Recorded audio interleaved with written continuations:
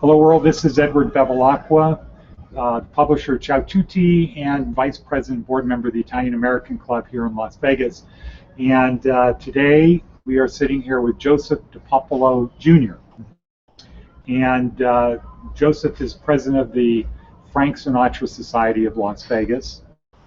And we're going to talk about that today. Thank you, Joe, for taking the time to talk to Ciao Tutti and the Italian American Club here, which you know very well.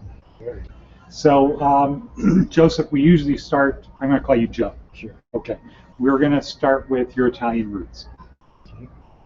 Well, originally, I was born and raised in Buffalo, New York. My father is of Sicilian descent, born in Lingua Closa, Catania. And my mother is Marca John from the Marche region, and she was born near Fano. Okay. And what did your dad do? my dad was a chef. Oh, an executive chef.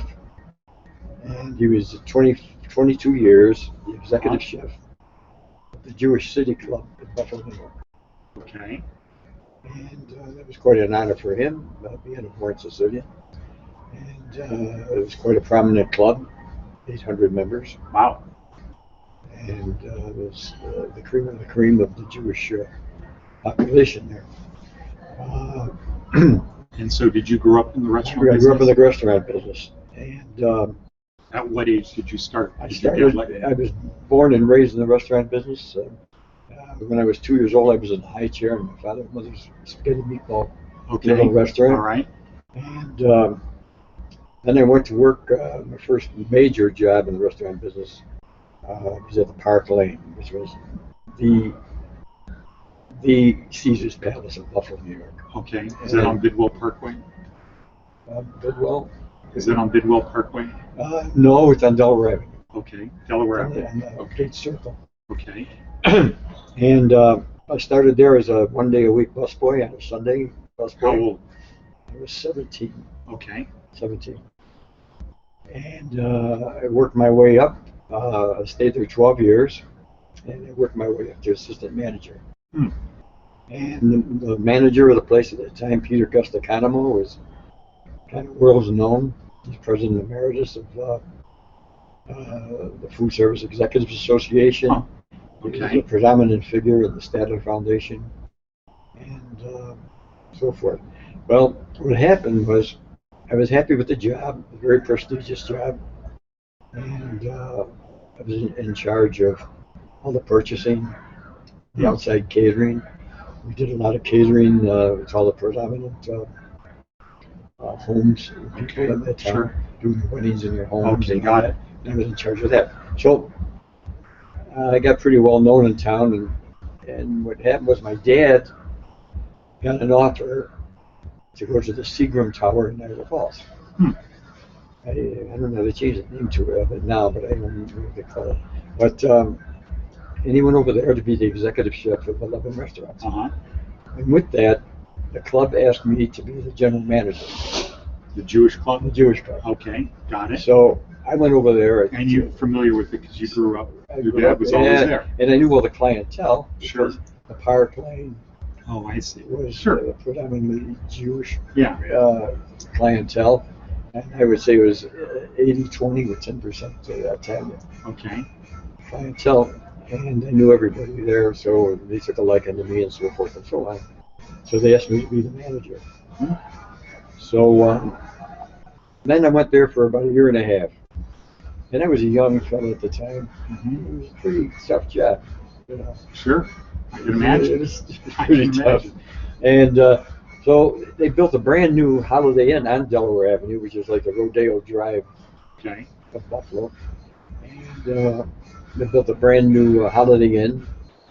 And the fellows that built that tavern asked me if I would be interested in running the food and beverage department. And he says yes. Okay.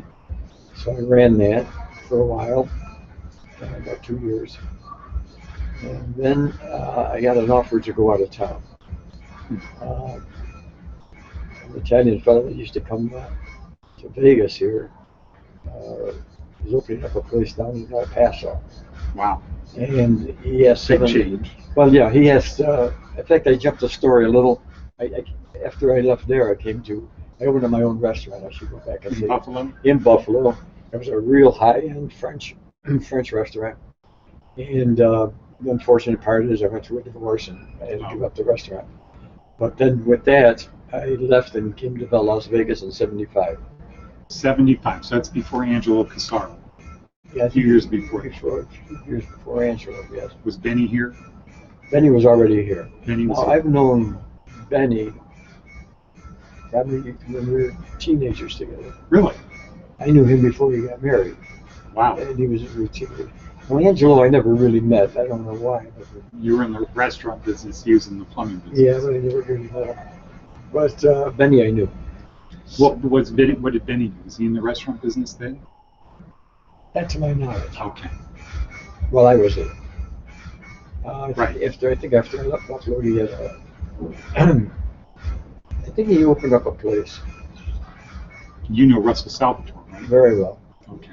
Russell Salvatore, the grandfather, and my grandfather came over on the boat together. Oh, wow. Now I have the manifest from the boat. Huh. And there's Russell Salvatore's grandfather and my grandfather. They both came from the same region of Italy, Huh. the same town, and they got on the boat together and they settled in the same neighborhood. In Okay. Buffalo. So, Interesting. So that's how far back I go with Russell. We, Ciao Tutti, met Russell through Ben Spano. And so Russell's the one helping us bring Ciao Tutti to Buffalo this month. He did do a job there for you. That's what I heard. So, okay, so now you came to Las Vegas in 1975. That was your first time? Mm-hmm. And so you remember when you came out the first day? Right. Well, I Flew came here with four fellows. Okay. Drive or fly? To fly. And as soon as I got off the plane and I hit the strip, Yeah. looked at the marquees, I said, "This is my kind of town." You know, there's Sinatra Frank Sinatra Palace, and there's Society was born. Yeah. So you loved it when you got off the plane. right, love it. What time of year was that? It might have been fall. Okay. So the weather was not hot. It wasn't really hot. That might But have that's turned me kind of off. the best time in Buffalo, right? Yeah. So you were leaving the best weather in Buffalo, Well, coming out here. yeah. Well, you know, when I was in Buffalo, when I was a kid. I was born right near the waterfront, Mm. and you know, the snow would be over your head, half Sure.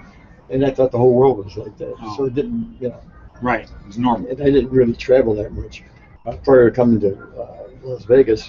So did you come out here the first time for work or just for fun? Or Just for fun.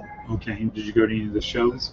Not really in the beginning. We just came and then we decided, well, I might as well stay. And then I started trying into all of that. Oh, But my first job here was at the old Aladdin. okay. And they used to have a Sabre room there. Hmm. And the Sabre room was a dual cuisine. They had Mediterranean cuisine, basically Arabic. Okay. And then they had French continental cuisine. So they had two different rooms. That was basically. What did you do there? I was a captain. Okay. I was a captain there. So then I left there and I went over to the Stardust. Okay. And that's when Mr. Rosenthal was there. I see. And I worked with him. And then I worked at the Italian restaurant there as assistant maitre d'. And then they just got done remodeling the Desert Inn. Okay. Now at this time, let's see, was Howard Hughes around at that time? Yeah. Was he at the That was Desert Inn? at the end. Okay. Yeah. So. And so was that noticeable? Did anybody know? And it was just not part of life. No. Okay. People But would talk. if Frank Sinatra or Dean Martin or anybody was in town, that was known. Everybody knew that. Oh, yeah. Okay.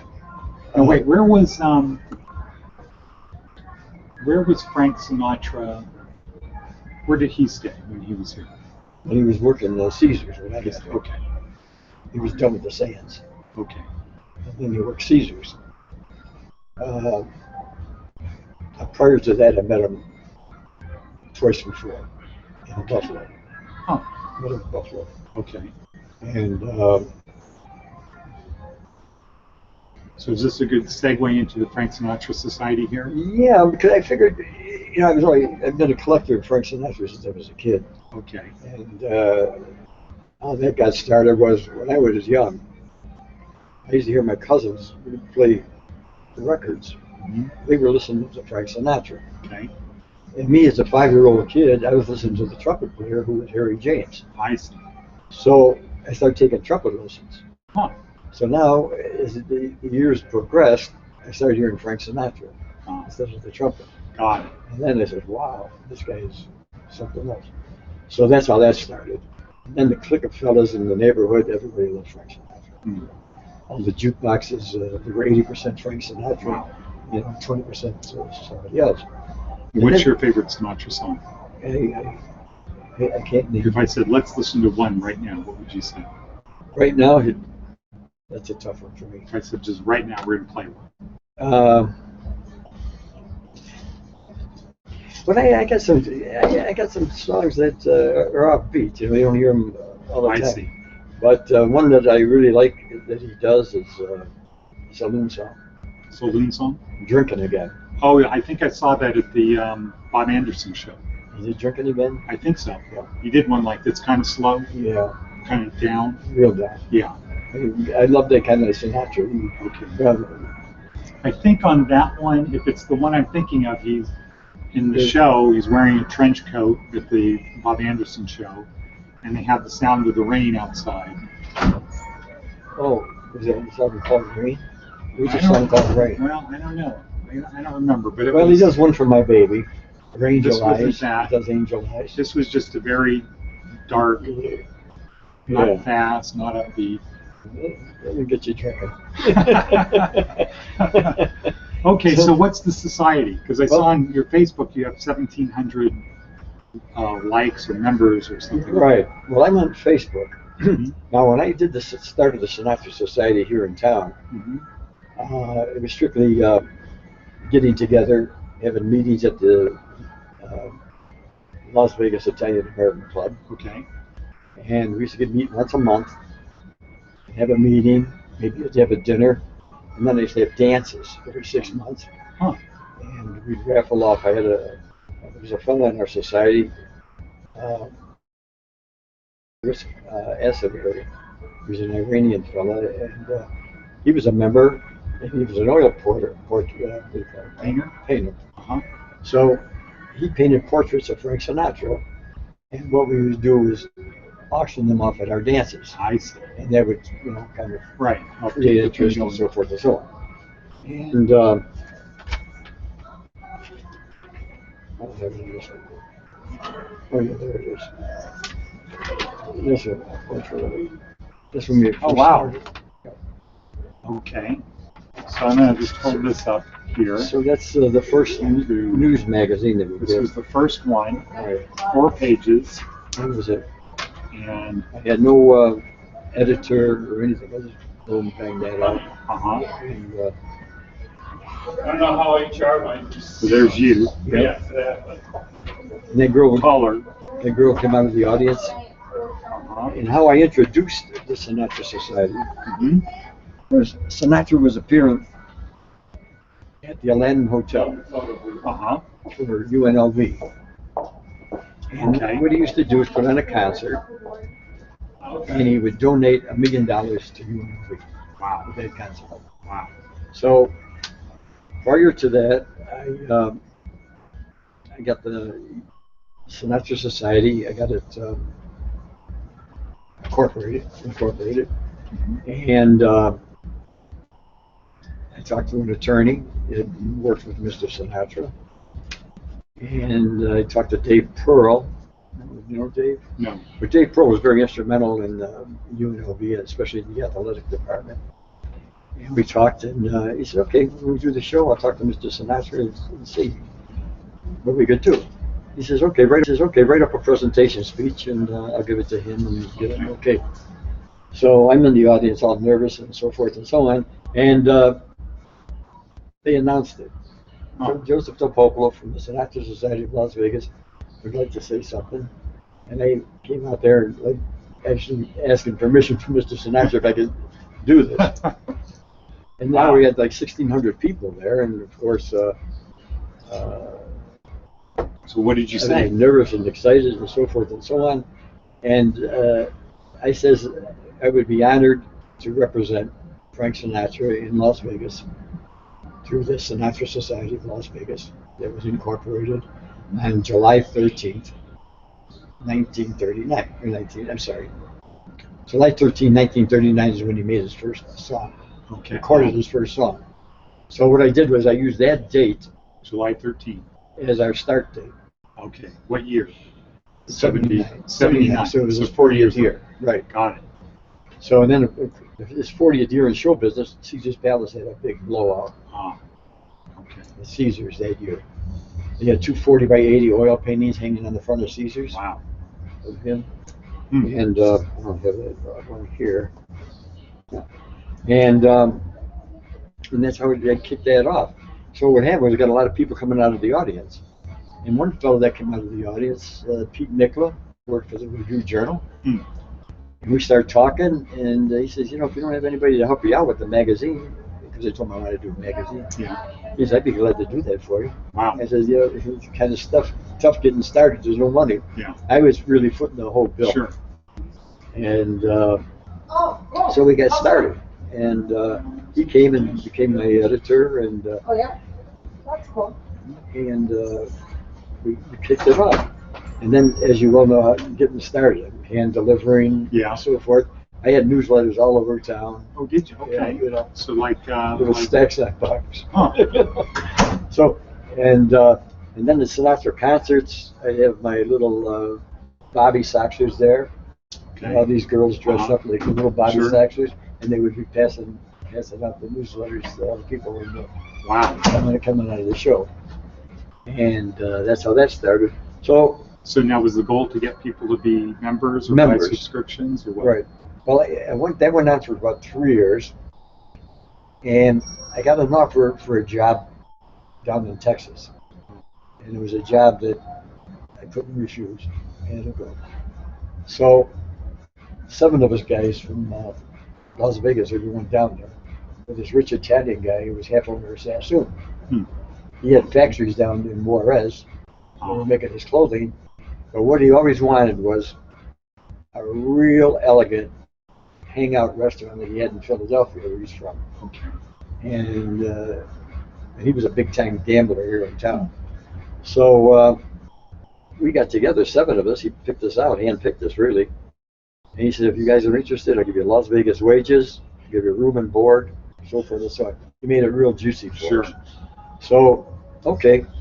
So what we did was we took a menu from Palace Court, which was the famous restaurant at Caesar's Palace. I see. Okay. The exact menu, same prices, same everything, duplicated it, and brought it down there with us. Huh. And the restaurant's name was Columbo's.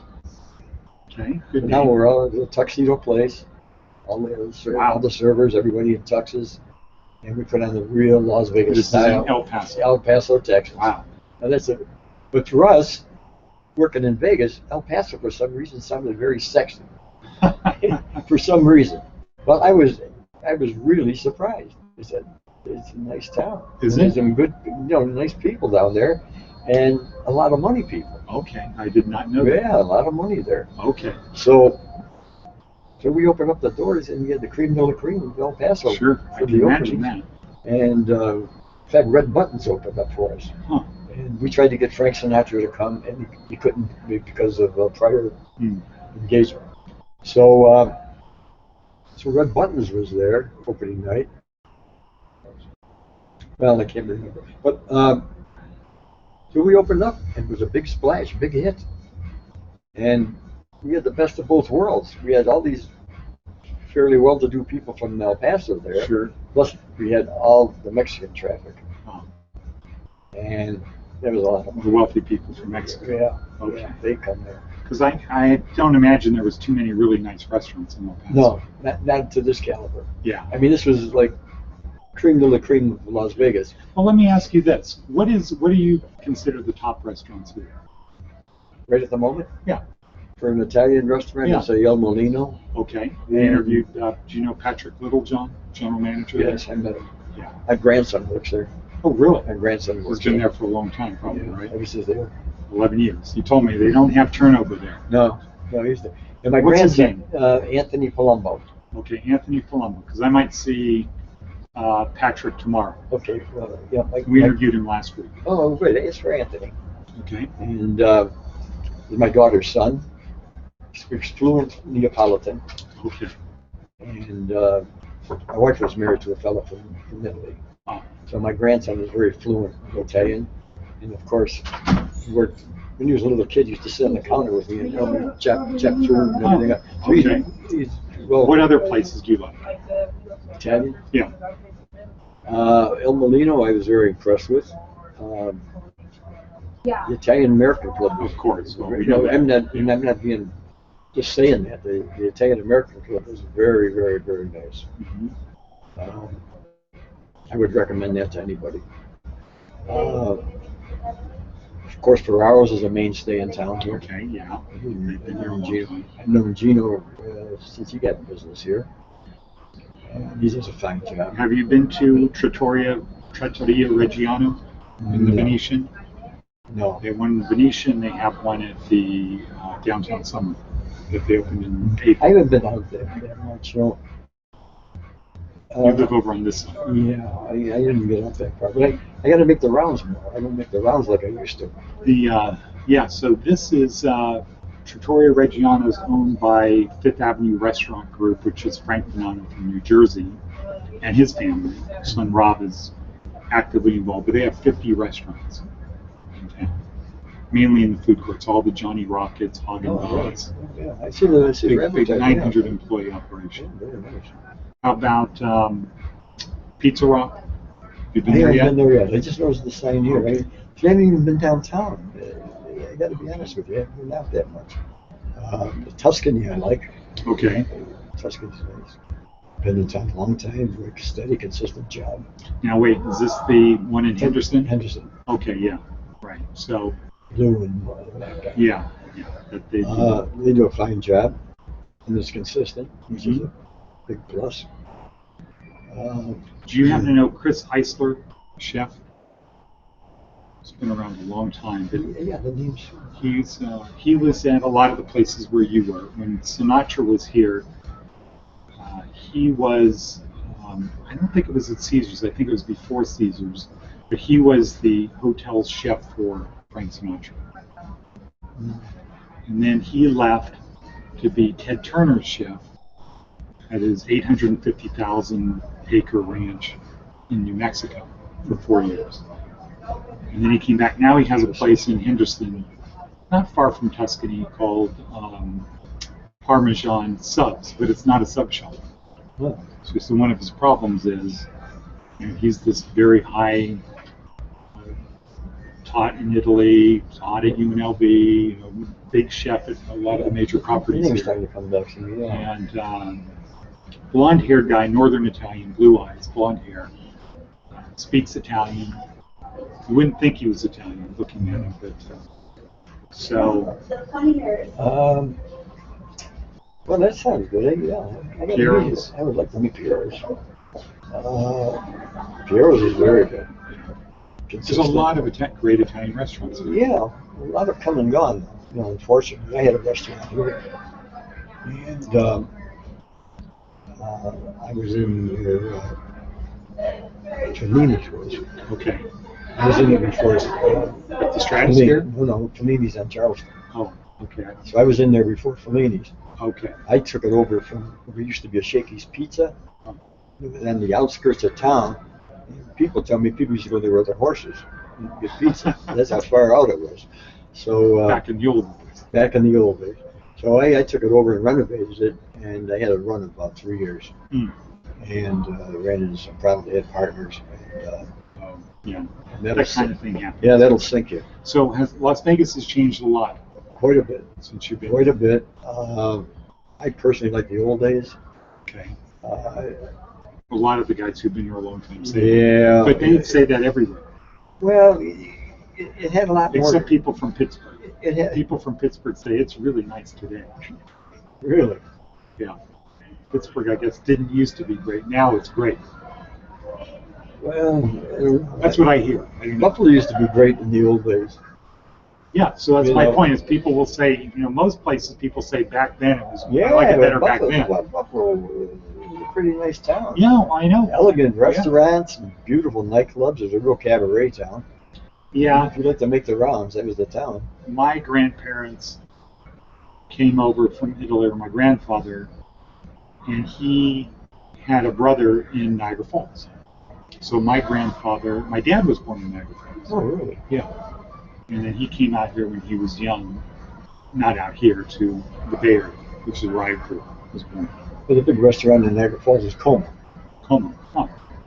What's Russell Salvatore's place? Salvatore's. Well, there's a story behind that. His original restaurant was on Delavan Avenue in Buffalo. And all there was a storefront with an Italian restaurant. And then he expanded it, started getting a little more upscale. And then he went on to open up this big place over on Transit Road, and it was called Salvatore's. Okay. Very elegant, banquets, doing big wedding business. He became very well known. And then he had some family problems, and he split off. He gave Salvatore's to his son.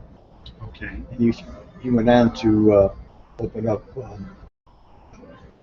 Russell's Steakhouse.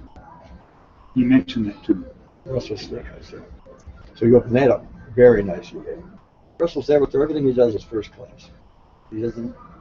So he's from the old school of Buffalo, the era that you were talking about. Yeah. It was very elegant Yeah. as opposed to. I think the problem is industry moved out, and a lot of people Right. moved out. Buffalo was a predominant city for shipping and so forth and so on. It was on the tail end of the Great Lakes. Yeah. And all the boats used to dock there, and shipping and so forth and so on. You have good university. Yeah, Canisius. they did a lot of shipping through there. Well, wait, let's talk about the Sinatra Society now. What's Okay. happening now? Well, now I'm just on Facebook. About 1,800 signed up people. This is from around the world. Okay. Most of my people are from Europe. Okay. So what do you do? Because Frank What do I do? Sinatra's not here. Well, everybody just posts different things. Okay. There's a lot of memorabilia stuff. Okay. Where they talk about it. And there's a lot of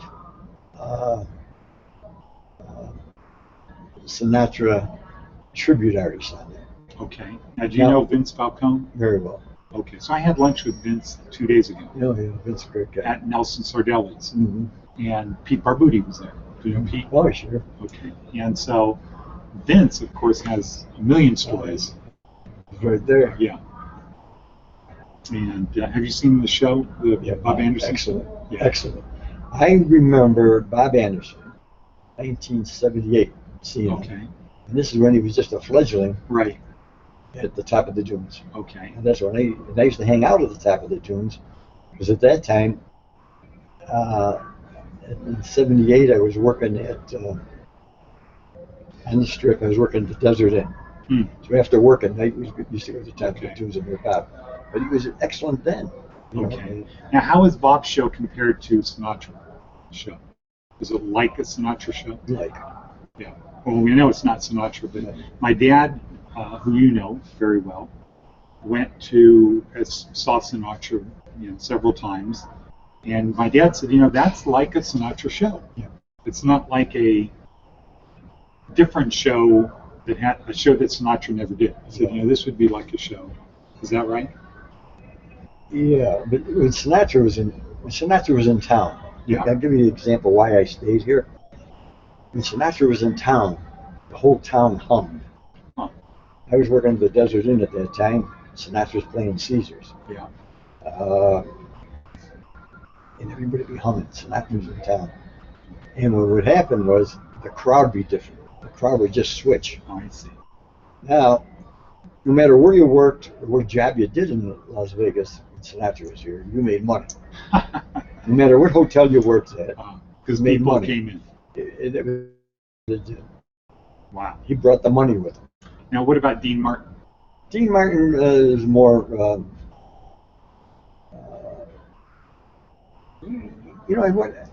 I've taken care of everybody in town except Dean Martin. Really? he was kind of like hidden, you know. Huh. He'd get done with the show and he'd skip. Okay. You know, I think Vince said that the other day. Is that it's, Yeah, he'd get done with the show, and he'd go either up to his room, and he wasn't a big drinker at all. he wasn't. No, So that was an act. no, he didn't drink that much at all, and very nice man, but he was just quiet, you know. I see. Where Frank would go out on the town with Sammy, Okay. and when And the old everybody knew. when the old Tower of Pizza was here, Uh-huh. I was sitting in there one night. Sinatra's out in front. Big limo pulls out, and Frank's out in front with Sammy. And they walk into the Tower of Pizza. And they lock the door. Oh. Frank takes off his coat and he goes in the kitchen. He starts making some sauce. Wow. And that was it. Whoever was in the place had to stay there until he was gone. So, and then, of course, within 15 minutes that he was there, the whole parking lot was full of cars. Trying to get They in. were to get in. But they couldn't. But that was the thing they used to do in the old days. For people that owned the restaurant, Frank Sinatra's coming in tonight. Oh. This is where they did busy. Yeah. Well, let's see. What was it? At the club, I think on Sunday or Saturday, John Malkovich He was it. was in after went to the Bob show, and then he came into the club. Right. He'll be in this issue of Ciao Tutti. Well, let's wrap up.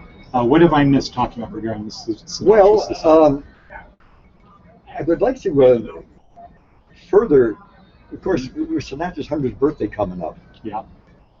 It's taken a lot of, getting a lot of attention. Now, what I tried to do now, this is my first issue, Mhm. and this is 1979, September, of my news magazine. And what I mentioned here on the back page was World Tribute, Let Us Try Again. Huh. Now, what happened was, this may sound like an old song along to members of some of the Sinatra societies, but the Sinatra Society of Las Vegas feels this time has come once again to attempt to produce a world tribute to Frank Sinatra. Okay. And these were my thoughts then. That's what, 40 years Yeah. ago, right? So there's the Sinatra Society of Australia, Sinatra Society of England, Sinatra Society of America. And are these still going? No, Not so not much. really, no. It's kind of tough. Well, once Frank Sinatra died, everybody just... Yeah. Right. Well, And then the age of the people, of course. right. This is 40 years ago. So I was a young guy here. I was 41 years old when I started this. Oh. 41, 40, you know, it's up there. Yeah. So okay. So And that was my intention at the time. First of all, you needed a lot of backing with that. You need a lot of help. You need a lot of hands. You need a lot of, Sure. and a lot of money. Right? And financing all this myself. yeah. And something's got to give, whether it be my body or my pocketbook. so and that's what happened. So when I took that break El Paso. to El Paso, I gave the society here to one of the members. Oh. And he said, "Oh, I'll take care of it," so forth and so on. He only lasted for one issue, Wow. and that was it, kaput. So nothing I could do. I was out of town. I got to Yeah. think of my livelihood now, and so forth and so on. And so that's what happened there. And I'm trying to get it started up again, but all the people that I've known in many years are all gone. Right. So the fresh crowd. Okay. Well, we will certainly do what we can at Ciao Tutti to support the cause. Yeah, I'd like to get something started again locally. You know, we've got an active membership, and we're going to have our meetings at the Sure. Italian American Club, Yeah. and hold. You know, another place you can have meetings because the club is closed on Monday and Tuesdays. But are you familiar with Carmine's New York City and Forum Shops? I haven't been there, but I heard some nice things. It's the largest Italian restaurant in Las Vegas. It seats 800, 152 employees. Yeah. And Carmine's New York City has 9 restaurants. They're high volume, huge portions. It's family style. I heard some real nice things. A little bit of running one. And their manager joined the club. We were down there last week, did an interview. We had some technical problems, but they want to do special events like that. It's I think that would be A good kickoff. also a good place to have it. And parking is not bad. A lot of people who don't live, a lot of people who live here don't like going to the strip because they think it's too much of a hassle. Well, it is. Where else can you go in a town? You go to Los Angeles and you want to park. You forget about it. Yeah, no, parking is not hard here. It's free. Yeah, it's free. You're right. You're right. You just have to walk It's free for 5 minutes, but that's good for you. Yeah, sure. So they're at the Forum Shops at the opposite end of from Il Molino. Wait, the other way. Yeah, near the Trevi Fountain. Oh, they're there. Okay. See, I got to get out. I got to be honest with you. I got to get out more. I don't get out like I used to. Yeah. Well, And, you're busy. Well, yeah. It's like I've seen it. I've done it. Sure. All right. Well, I have one last question that our viewers always want us to ask: sauce or gravy? Sauce. Sauce. Okay. Is that in Buffalo they call it sauce? Sauce. Not gravy. Gravy's. Gravy. Gravy is, they used to call it gravy, is when they made the tomato sauce and they put meatballs, sausage, a hunk of rump round in there. And then what they do is they make the sauce with that, which is delicious. Yeah. And then they get the meat from the sauce, they put that on the table and everybody eat that after the pasta. Okay. And then go on to the salad. And So I think Pete Barbuti, we were talking about this What the did he other say? day. He said that's when, like the Sicilians, they put radial tires. He said sauce, so you can cook anything in sauce. Jesus Christ. Okay, thank you. We're all, Well, thank you. so we'll be back shortly. Thank you, Joe. Okay, thank you, Ed. Good night.